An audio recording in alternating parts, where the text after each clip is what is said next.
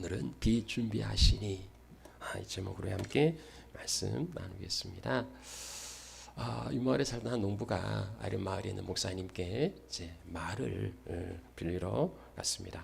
목사님이 말을 빌려주면서 이제 그 말을 다루는 방법을, 이게 보통 말하고는 다르다고. 이제 보통 말은 말이나 소를 다룰 때는 뭐 이랴 하거나 또 멈출 때는 이제 오 이러죠. 근데 이건 내가 특별히 훈련시켜서 자 이렇게 달리기 할 때는 할렐루야를 해야 되고 멈추게 할 때는 아멘 해야 된다고 이제 그렇게 가르쳐 주었습니다.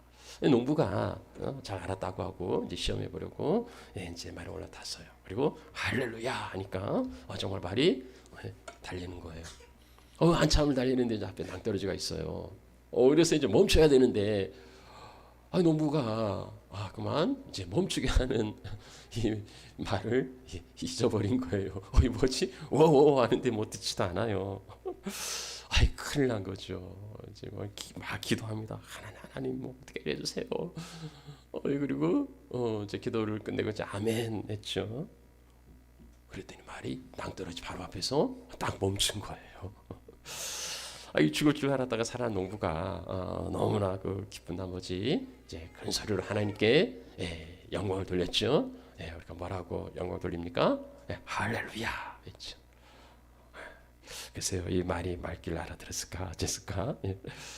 할렐루야는 하나님을 찬양하라는 뜻이고요. 아멘 진실로 그리 될지어다 뭐 그런 의미예요.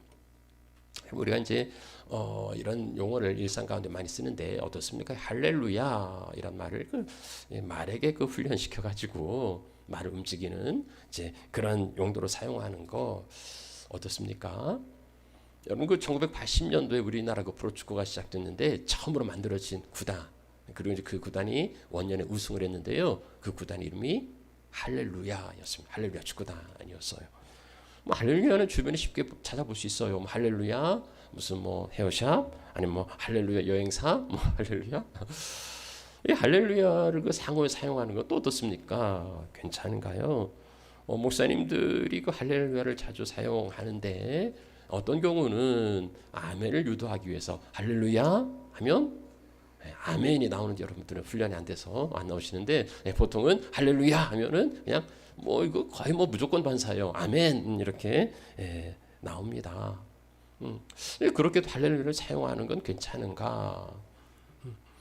좋은 의미를 가지고 있으니까 많이 자주 사용하는 거야. 어떻겠냐 싶기도 하고 그런가 하면 무의미하게 무분별하게 그렇게 사용하는 것은 오히려 하나님의 이름을 망령되이 일컫지 말라는 계명도 있는데 그런 그 계명에 좀 어긋나는 게 아닌가 싶기도 합니다. 아무튼 할렐루야 하나님을 찬양하라. 하나님을 찬양하는 건요 그건 당연한 거예요. 우리 읽은 1절 말씀에도 찬양은 아름답고 선하고 마땅하다고 말합니다. 당연하고 마땅한 건 별다른 이유가 없어도 그리 해야 된다는 그런 거예요. 그러니까 어떤 까닭이 있어서 하는 게 아니고 그냥 마땅히 당연하게 그냥 하는 거예요. 그러다 보니까 맹목적이 될 수도 있고 이제 습관적이 될 수도 있는 그러한 위험성이 있는 거예요. 찬양하는 건 당연한 거잖아요. 그래서 우리가 늘 예배에는 찬양을 드리는데 이게 당연하다 보니까 마땅하다 보니까 어떤 그 마음에 감동이나 감격이나 감사도 없이 그냥 늘 하는 버릇 습관으로 하는 거라면 그게 정말 찬양이 될 수 있을까 싶은 거죠. 여러분 예배에서 가장 중요한 건 찬양이에요. 우리가 이제 예배를 시작할 때에 먼저 신앙 고백, 내가 뭘 믿는가 하는 신앙 고백을 드린 다음에 그리고 이제 찬양하고 또 기도. 굉장히 심플해요. 일어섰다 앉았다 이런 거 없어요. 나는 하나님을 믿습니다 하고 고백 드리는 후 바로 찬양하는 거. 이 찬양은 정말 중요한 건데요. 우리가 예배를 드린다고 하잖아요. 그러면 하나님께 드리는 예배 요소 가운데 어떤 게 있습니까? 찬양. 그리고 기도, 그리고 뭐 봉헌 뭐 이런 거죠. 우리가 이제 먼저 와서 하나님 앞에 물질 봉헌하고 그다음에 기도하고 또 이제 찬양으로 예배를 시작합니다. 근데 이 찬양에 그 마음이 담기지 않는 찬양이라면 그냥 뭐 흥얼거리는 노래, 우리가 일상에 노래 부르잖아요. 그런 노래라면 이건 하나님 들으시기에는 소음일 거예요. 소음이에요. 그건 결코 찬양이 될 수 없어요. 예배당에 앉아 있긴 하지만 그러나 예배자는 아닌 거죠. 이 찬양이 너무 중요해요. 우리 이제 그 찬양팀이 섬기고 있는데요. 이 찬양팀이 1시간 전에 와서 또 뭐 주중에 또 개인적으로 또 묵상도 하고 준비도 하지만 또 1시간 전에 와서 찬양팀이 이렇게 이제 예배 찬양을 준비합니다. 그만큼 정말 중요한 그러한 제 순서니까 그렇죠. 이 찬양이 정말 중요한 까닭은요, 온전히 찬양을 드린 성도가 하나님의 은혜를 기대할 수 있기 때문이에요. 찬양을 통하여서 하나님과 만나고 하나님께 우리 자신을 올려 드릴 때에 거기 하나님의 은혜가 임하는 거죠. 뭐 말씀의 은혜가 되냐 안 되니 뭐 이렇게 이제 간혹 말씀하시는 분들이 계시는데 지금 말씀의 은혜가 뭐 되기 위해서 또 이제 설교자도 많이 노력을 해야 되지만 이제 그분들께 그런 말씀해 드리고 싶어요. 정말 찬양으로 온 마음 다하여서 그 찬양으로 마음의 문을 활짝 열고 주님께 그 마음을 올려 드리시면 하나님이 그에게 말씀하세요. 그런 마음이 담기지 않으면은요, 뭐 지금 이제 제가 드리는 이야기도 사실 여러분이 모르는 이야기를 새롭게 하는 건 별로 없어요. 다 알고 있는 이야기고 뭐 간혹 뭐 지식과 정보는 들을 수 있겠죠. 그러나 뭐 그렇고 다 맞는 이야기지 하고 끝날 뿐이지 거기에 은혜가 담길 수는 없을 겁니다. 그래서요, 우리 사랑하는 하늘 가족 여러분, 찬양이 당연하고 마땅한 건데 정말 그것이 그냥 의례껏 순서 가운데 지나가는 그런 게 아니라 정말 귀히 여기시고요. 우리 찬양팀 1시간 전부터 와서 찬양을 준비하는데요. 늦지 말고 그 첫 시간부터 정말 그 찬양으로 하나님께 온 마음 다하여서 올려드릴 때에 정말 그 안에 감격과 감동과 그리고 감사가 있는 참된 할렐루야의 시간이 될 줄 믿습니다. 오늘 이제 시편 150편의 그 시가 있는데 그 중에 106편, 113편, 136편이 있고 특별히 여기 마지막에 5편, 146편부터 150편까지 이 특징이 있는데요. 그건 할렐루야로 시작해서 할렐루야로 끝납니다. 그래서 우리는 할렐루야 시편이라고 말하죠. 오늘 시편 147편의 말씀을 통해서 할렐루야 하나님을 찬양할 이유를 찾아보려고 하면 뭐 당연하고 마땅한 건데 굳이 또 그 이유를 찾는 것은 그런 습관적인 그런 찬양이 아니라 정말 마음에서 우러나오는 그런 이제 찬양이 되기를 원하기 때문입니다. 자, 시편은 이제 말씀드리는 시예요. 시니까 우리 시를 나눌 때는 보통 이제 연이라고 그러지요. 이 묶음. 시편 147편은 세 개의 연으로 나눌 수 있는데 그래서 세 가지 찬양 이유를 찾아볼 수 있습니다. 자, 첫 번째 연 1절에서 6절까지 찬양할 이유, 그 주제는 회복이에요. 이 147편은 각 연을 시작할 때마다 이제 찬양, 찬송, 뭐 노래, 찬양 이렇게 반복해서 강조하고 있는 것을 보게 됩니다. 그래서 1절도 마찬가지죠. 하나님을 찬양하는 게 선하고 찬송하는 게 마땅하다고 말합니다. 뭐 여기 이를 제기할 사람 아무도 없어요. 다 그렇다 하고 동의할 수 있습니다. 그럼에도요, 이 당연함이 맹목이 되기 쉽기 때문에 그 의미를 놓치지 않도록 우리는 늘 조심해야 한다고 이미 서론에서 말씀을 드렸습니다. 자, 그럼 찬양의 첫 번째 이유는 뭔가? 회복이에요. 하나님이 회복시켜 주시기 때문이다 말합니다. 자, 여호와께서 예루살렘을 세우시고, 이 세우신다는 건 무너졌다는 것을 전제하는 거예요. 예루살렘이 무너졌습니다. 주전 587년에 나라가 망하고 백성들은 바빌론에 포로로 끌려갔고 예루살렘 성은 황폐하게 되었습니다. 다 무너져서 폐허가 되었어요. 이 망한 나라를 어떻게 세울 수 있을까?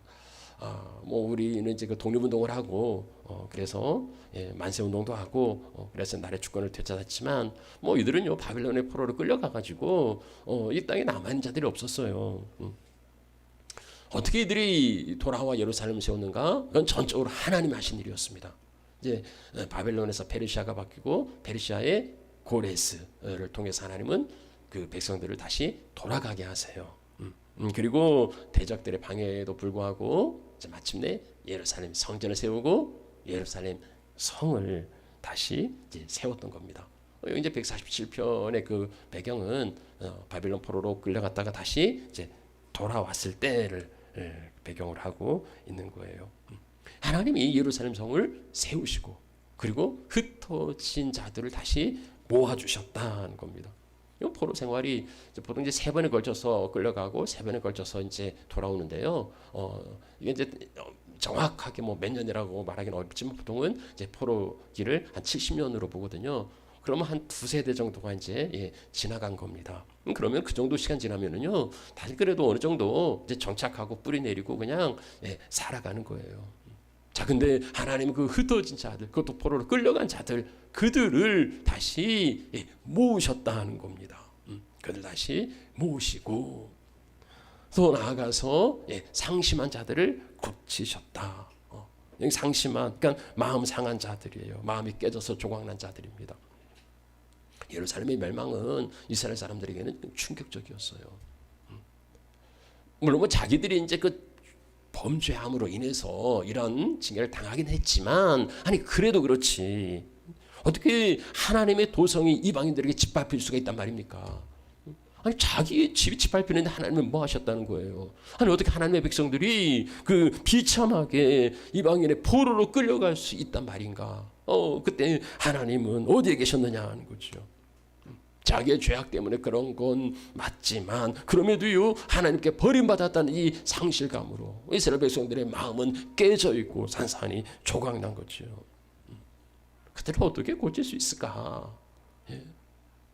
여러분 뭐 육체가 깨지고 뭐 상하고 이제 그런 건 의술이 발달하니까 이렇게 쉽게 뭐 쉬운 건 아니더라도 어쨌든 고칠 수는 있는데. 마음이 깨지는 거, 마음이 상하는 거, 마음이 다치는 거, 이건 참 어려워요. 자기 마음인데 자기도 어찌할 수가 없어요. 근데 그 마음을 누가 고치냐고요? 누가 돌이키냐고요? 그 마음을 고치시는 분은 하나님 여호와께서 상한 마음을 고치신다.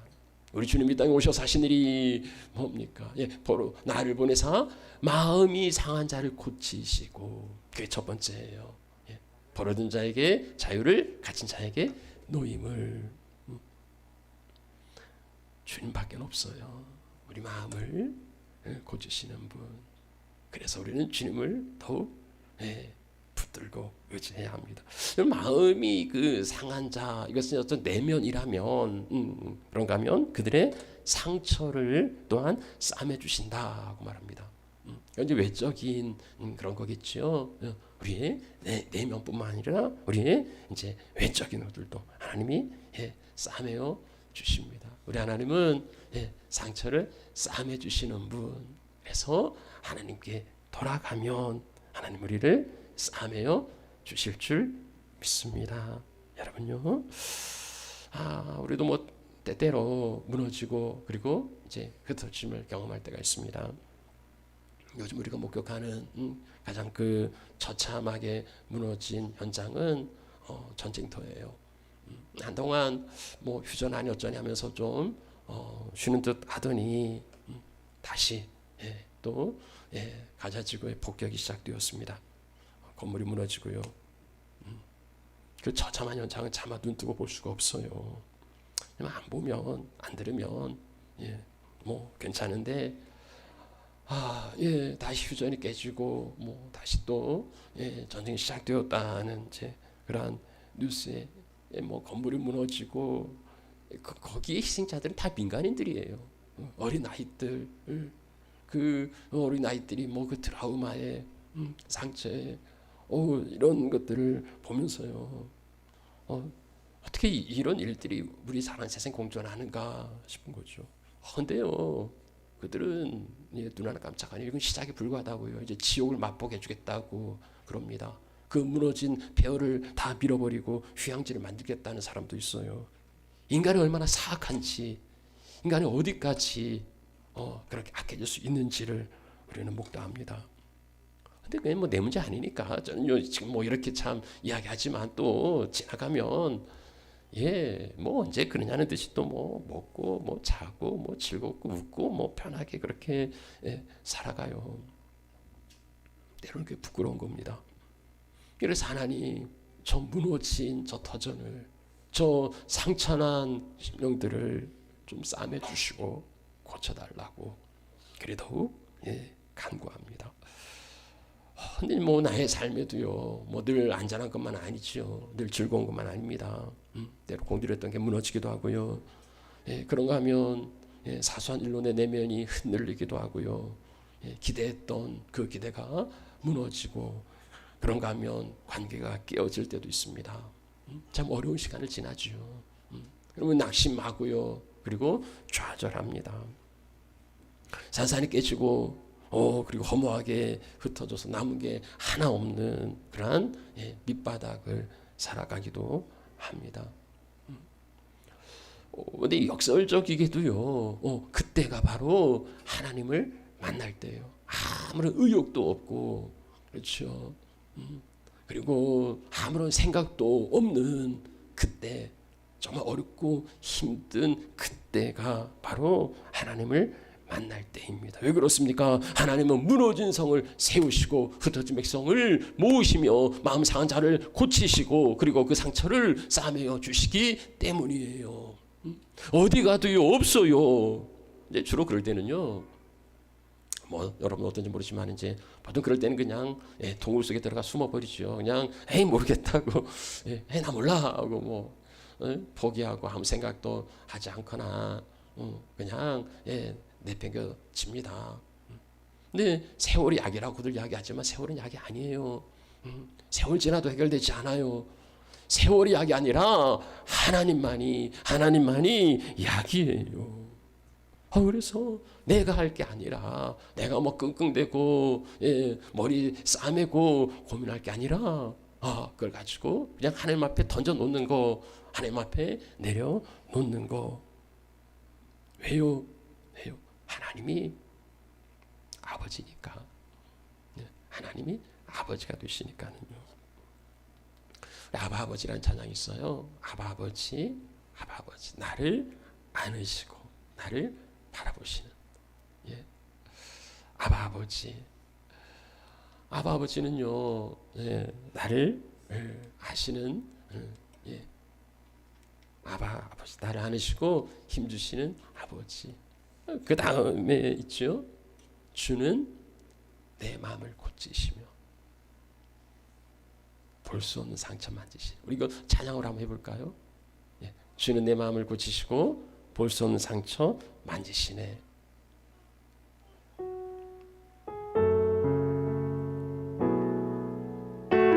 주는 내 마음을 고치시고, 주는 내 마음을 고치시. 볼 수 없는 상처 만지시네. 볼 수 없는 상처 만지시. 나를 아시고요, 나를 이해하시고요, 이 내 영혼을 새롭게 하십니다. 내 영혼 새롭게 주는 내 마음을 고치시고, 주는 내 마음을 고치시. 내가 볼 수 없는 그 상처를 만져주십니다. 상처 만지신 나를 아시고,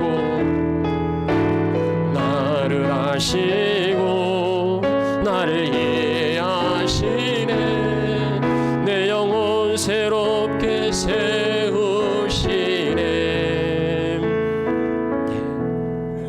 내가 볼 수 없는 꼭꼭 숨겨진 그 상처도 주님은 만져주십니다. 나를 아시고 나를 이해하시고 나를 새롭게 세워주십니다. 그렇습니까? 근데 우리의 그 다쳐진 마음은요, 우리의 낙심한 마음은 쉽게 받아들여지지가 않아요. 내 머리는 알겠는데, 그래요. 예, 적어도 세상은 고치시고 다른 사람은 고치시는 줄 알겠는데, 예, 다른 사람 보니까 그러더라고요. 이 세상 보니까 하나님이 그렇게 하시더라고요. 그런데 정말 중요한 것은 나를, 예, 나의 무너짐을 돌아보시고 나의 깨진 마음을 고치시고 싸매 주실 거냐는 거지요.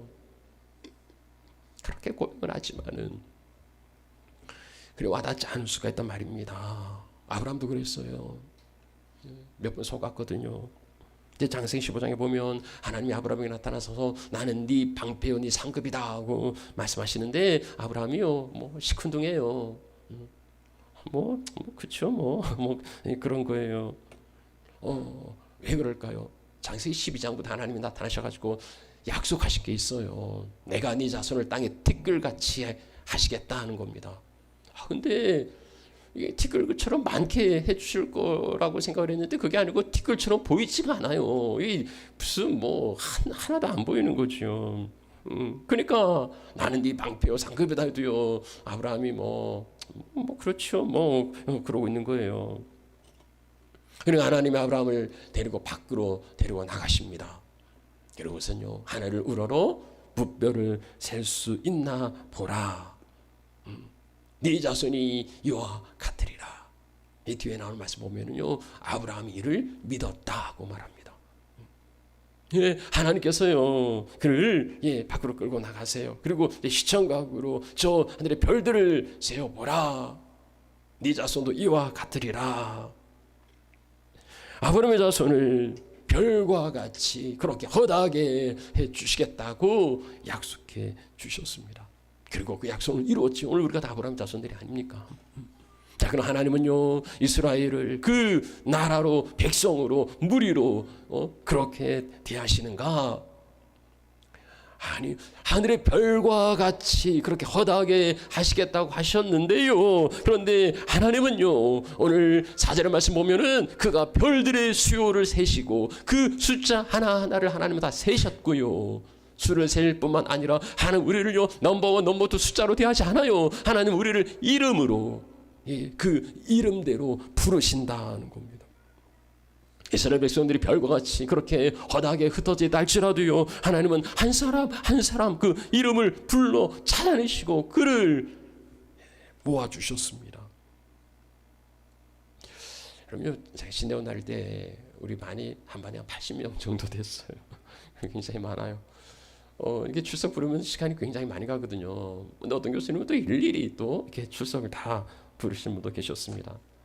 시간 낭비 아닌가 싶었는데 요즘 또 생각해 보면은요, 이게 그 이름을 부르는 게 정말 사랑이구나 그런 생각이 이제 드는 거죠. 저도 이제 가급적 가능한 우리 많지도 않으니까 여러분들이 이름을 다 이제 부르면서 그렇게 기도하려고 하는데요. 이 땅에 한 80억 됩니까? 하나님은 그 80억 되는 사람들의 이름을 다 알고 계셔요. 그리고 우리를 그 이름대로 불러주신다는 거예요. 부르신다는 겁니다. 야, 한국 사람들 다 와. 그게 아니고요. 미국 사람들은 다 구원받으라 그런 게 아니고요. 한 사람 한 사람 이름을 불러서 야, 기영아 돌아와야지. 내 이름 아시죠는 찬양했죠. 나를 지으신 주님 내 안에 계셔. 나를 지으셨어요. 그래서 이름을 붙여주신 겁니다. 내 부모가 내 이름을 붙이신 거 그 이전에 하나님이 내 이름을 붙이셨고 그리고 그 이름을 불러 찾으십니다. 여기도 오늘 우리 대부분 우리 하나님 식구들이 다 예배에 올라오셨지만 간혹 이제 또 지난주에 왔다 오늘 못 온 사람들도 있어요. 하나님이 그 이름을 부르시는 거죠. 약속이니까. 이 시간 내가 널 만날 거야 했는데 오지 않는 그들 향하여서 찾아 부르시는 겁니다. 선한 목자 되신 주님은요, 요한복음 10장에 그 이름을 불러서 인도하신다고 말합니다. 목자는 자기 양의 이름을 각각 불러서 인도하느니라. 그래서요 지금도 사랑으로 내 이름을 부르시고 우리가 있어야 될 그 자리를 지키지 않고 이탈해 있다면 주님은 내 이름 찾아 부르시며 그 자리 돌아오도록 이렇게 찾고 계십니다. 그래서 그 음성을 들을 수 있으면 좋겠습니다. 근데 저는 요즘 이제 뭐 나이가 들어서 그러는지 글쎄요, 전에는 안 그랬는데 갑자기 이제 이름이 가물가물할 때가 많아요. 이 얼굴은 떠오르는데 이름이 이제 매직한데 그 이름이 떠오르지 않아가지고 이렇게 정말 애쓸 때가 있는데요. 하나님 나이가 얼마나 되실까요? 하나님도 그러실까요? 아니에요. 그렇잖아요. 이제 5절 말씀에 선포하지요. 우리 주는 위대하시고 능력이 많으시며 그의 지혜가 무궁하시도다. 우리 비준비하시는 찬양이 이제 여기부터 시작하죠. 우리 주는 위대하시고 능력이 많으시며 그의 지혜가 무궁하시다. 뭐 주님뿐입니까? 우리가 살아가는 세상에는요, 뭐 인간 능력자들도 많고, 그래서 그 앞에 주눅들고 또 위대한 스트롱맨들이 뭐 세상을 지금 뒤흔들고 있어서 좀 많이 이제 어지러운데 하나님도 그런 능력자, 그러한 그 위대한 그런 분인가? 아니, 하나님 비할 수 없어요. 그래서요, 하나님 6절 말씀입니다. 그들을 꺾으신다고 말씀해요. 그들을 꺾으신다. 겸손한 자를 붙드시고 그리고 악인들은 땅에 엎드려 들으시는도다. 겸손한 자, 억압된 자, 뭐 아니면 가난한 자, 비천한 자 이런 의미인데요. 앞구제로 표현대로 말하면은 흩어진 자, 그리고 상처 입은 상심한 자, 뭐 이런 사람들일 겁니다. 자, 근데 하나님은요, 그들을 겸손한 자, 흩어지고 상하고 찢긴 그들을 하나님은 붙들어 주신다는 거예요. 어느 누구도 그들의 힘이 되어주지 못하지만은 사람들은요, 힘이 된 자의 힘이 되어주지 힘 없는 자에게 힘이 되어주지 않아요. 그런데 하나님은요, 바로 그들의 힘이 되어주셔서 그들을 붙들어 주신다고 말씀하고 있습니다. 그런가 하면은요, 위대하고 능력이 많고 지혜 잘하고 교만하게 자랑하는 그들을 하나님은 엎드려 때리신다는 거예요. 힘과 권력을 자랑할 수 없도록 하나님 그들을 물리치십니다. 우리가 그 역전에 하나님 앞에 설 수 있는 비결은 뭡니까? 힘을 가지고요, 뭐 내 자랑을 가지고요, 아니요. 하나님 앞에서는 그걸로 설 수 없어요. 내가 뭘 했다고 뭐 그런 걸로는요, 하나님 앞에 설 수 없습니다. 오직 겸손만이. 그래서 우리가 힘을 가질수록 더욱 하나님 앞에 겸손해야 하는 거예요. 겸손은 자기 비하나 열등감이나 이런 게 아닙니다. 하나님을 의지하는 거. 하나님이 없으면 안 됩니다 라고 하나님을 붙드는 거, 그게 겸손이에요. 하나님을 붙드는 그를 하나님은 세워 주실 줄 믿습니다. 그래서 이 마지막 구절은 하나님을 붙드심으로 회복케 하시는 하나님의 그 은총을 힘입는 하나님의 자녀들이 되시면 좋겠습니다. 자, 두 번째 예언은요, 이제 찬양할 이유. 자, 두 번째는 7절부터 11절까지인데요. 거기는 이제 돌봄이에요. 이제 두 번째 예언도 시작은 노래하며 찬양하라고 반복해서 강조함으로 이제 시작합니다. 이제 어떻게 노래하라고요? 감사함으로. 그러니까 하나님 행하신 일에 대하여서 당연한 마땅한 반응을 보이라는 겁니다. 그 하나님을 기억하라는 거예요. 그 하나님을 잃어버리지 말고 잊지 말라는 겁니다. 뭐 내가 뭐 해서 그런 거라고 착각하지 말고 그 하나님께 감사하라. 그래서 이제 하나님이 어떤 일을 행하셨는지를 이제 보여줄 건데요. 여기 두 번째 예언에서 보여주는 주제는 이제 돌봄이에요. 그러니까 첫 번째 회복이 그 지나간 과거에 대한 하나님의 그 은혜라면, 두 번째 돌봄은 지금 현재에 개입하시는 하나님의 은혜예요. 자, 하나님 어떻게 돌보시는가? 이제 시인이 이야기하는데 저 멀리 있는 자연에서부터 자연 질서에서 이제 끌어와요. 그가 구름으로 하늘을 덮으시고 땅을 위하여 비를 준비하시며 구름으로 하늘을 덮으셔요. 그래서 구름 비를 가져오는 겁니다. 그래서 하나님이 이 구름으로 하늘을 덮는 이유를 이제 비 준비하시려고 하는 겁니다. 비를 내리게 하심으로 산에는 풀이 자라게 하시고 그리고 들짐승과 또 까마귀 새끼도 살아가게 하십니다. 하나님이 천지 만물 식물과 동물을 돌보시는 분으로 이렇게 그려주고 있어요.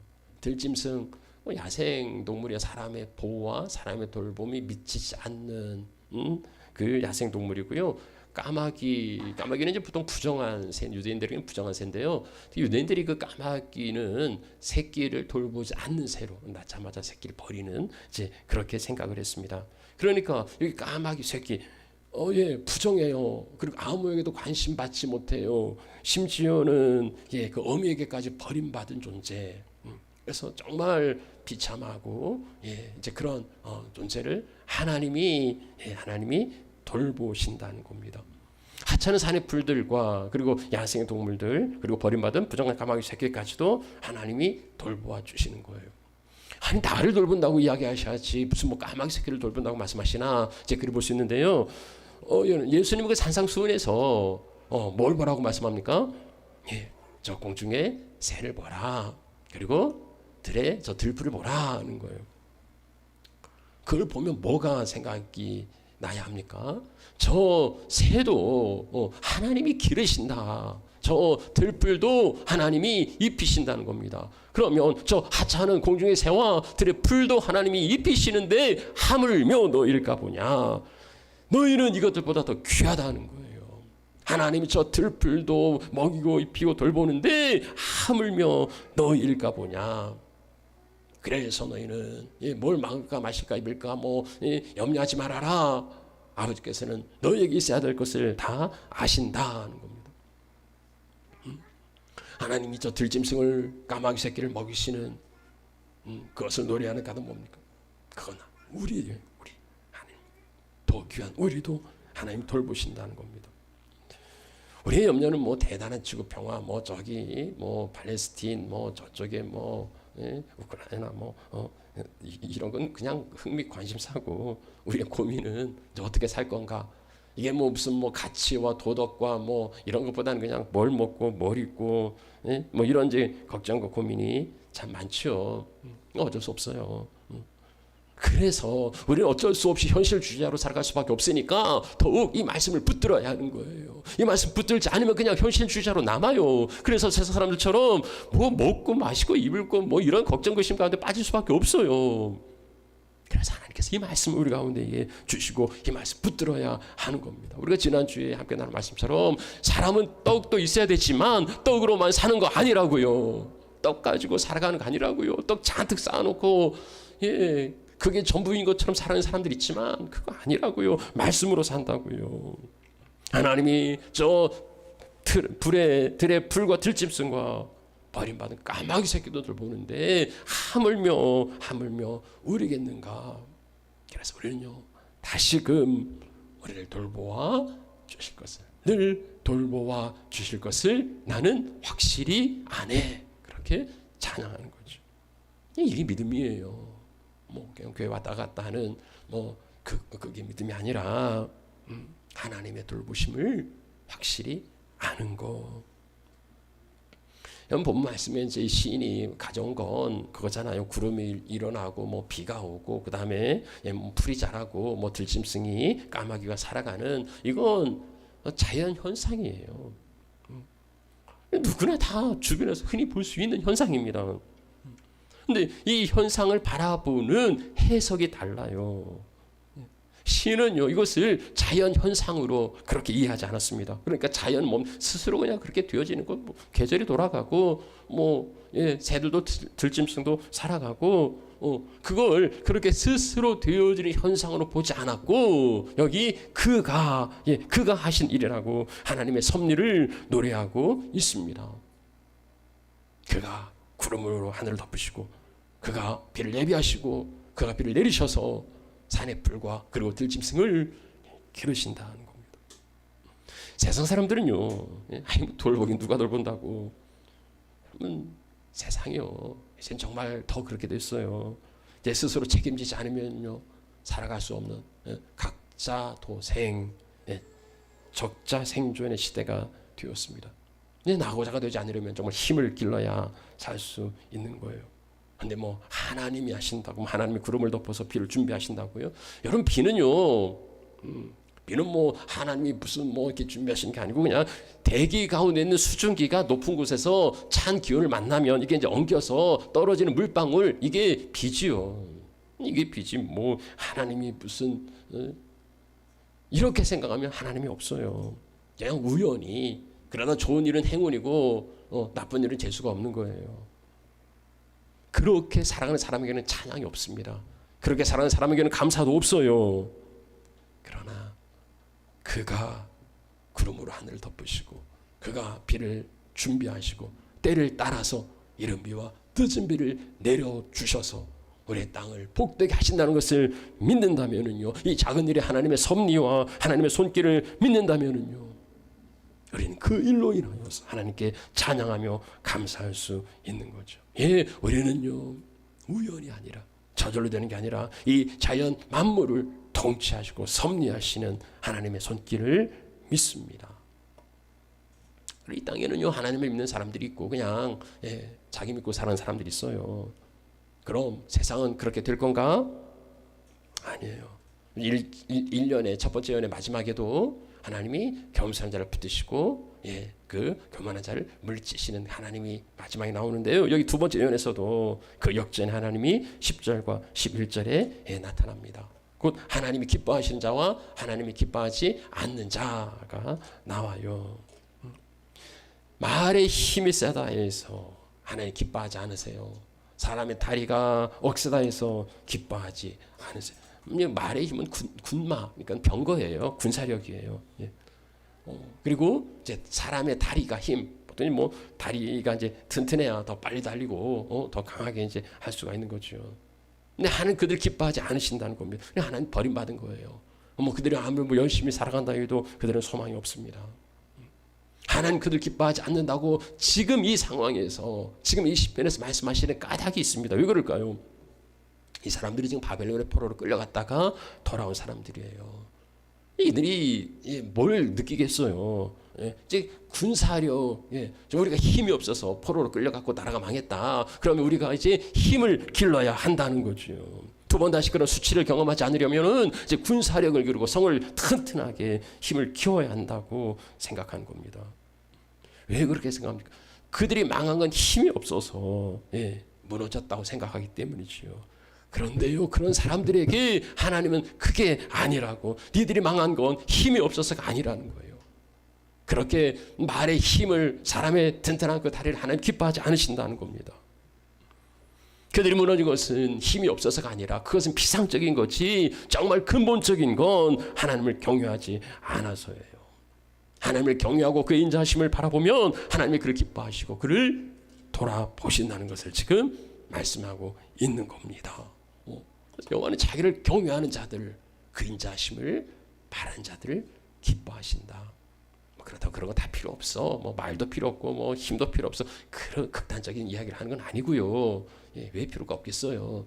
근데 하나님이 기뻐하시는 자는 자기를 경외하는 자, 그리고 그 인자심을 바라보는 자들입니다.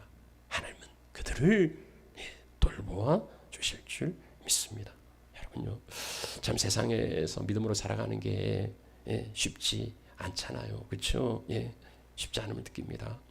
쉽지 않으면 뭐가 모자라서 쉽지 않은 걸까요? 뭐 돈이 없어서입니까? 힘과 권력이 없어서입니까? 세상살이가 쉽지 않는 거, 우리는 그런 게 없어서 뭐 인맥도 없고 뭐 돈도 없고 뭐 가진 것도 없고 그래서 힘들다고 생각하실지 모르지만은, 그러나 본질은요, 본질은 하나님이 돌보신다는 그 믿음, 하나님이 저 공중의 새도 먹이고 입히시고 들풀도 하나님이 입히시는데 하나님이 나를 입히신다는 그 믿음이 우리에게는 부족한 거지요. 하나님 자기를 경외하는 자들 위해서 구름을 일어나게 하시고 비를 준비하시고 때를 따라 이른 비와 늦은 비로 내려주십니다. 어떻게 세상에서 믿음으로 사느냐고 조롱하는 그들에게 의인은 믿음으로 말미암아 산다고 당당하게 말할 수 있으면 좋겠습니다. 거대한 세상 앞에 주눅드는 건 어쩔 수 없지만 그러나 하나님이 나와 함께 하신다는 그 믿음으로 세상을 이겨나가는 우리 하나님의 자녀들이 되시면 좋겠습니다. 되시기를 축복합니다. 이제 뭐 세 번째 요인이 있는데 시간이 너무 지금 뭐 많이 지나서 이제 볼 수가 없어요. 마무리합니다. 오늘 할렐루야 시편에서 하나님을 찬양할 이유를 찾아보았는데요. 뭐 찬양하는데 뭔 이유가 있습니까? 그건 당연하고 마땅한 건데 그럼에도 형식적이고 습관적인 찬양이 되지 않도록 감동과 감격으로 드리려면 이제 두 가지 구체적인 찬양 이유를 시인은 말하고 있습니다. 첫 번째 연에서는 회복, 두 번째 연에서는 돌봄이에요. 하나님은 무너지고 흩어진 자, 마음 상하고 상처 입은 자들을 고치시고 회복해 하십니다. 별들의 수요를 세시고 그 이름을 부르시는 하나님이 내 이름 모르실 리 없어요. 하나님은 지금도 내 이름을 찾으시고 그리고 부르십니다. 그리고 그 이름을 불러요. 그래서 내 길이 따로 있어요. 하나님 내 이름을 부르시고 내 가야 할 길로 인도하시는 거예요. 하나님은 들의 풀과 들짐승 그리고 까마귀 새끼도 돌봐주십니다. 자연 만물이 스스로 움직이는 게 아니라 하나님의 섭리의 손길에 의해서 한치의 오차도 없이 돌아가고 있습니다. 하나님 때로 구름으로 하늘을 덮으실 때가 있어요. 그럼 어떻게 됩니까? 온 세상이 어둡고 기분도 음산하고 뭐 그러죠.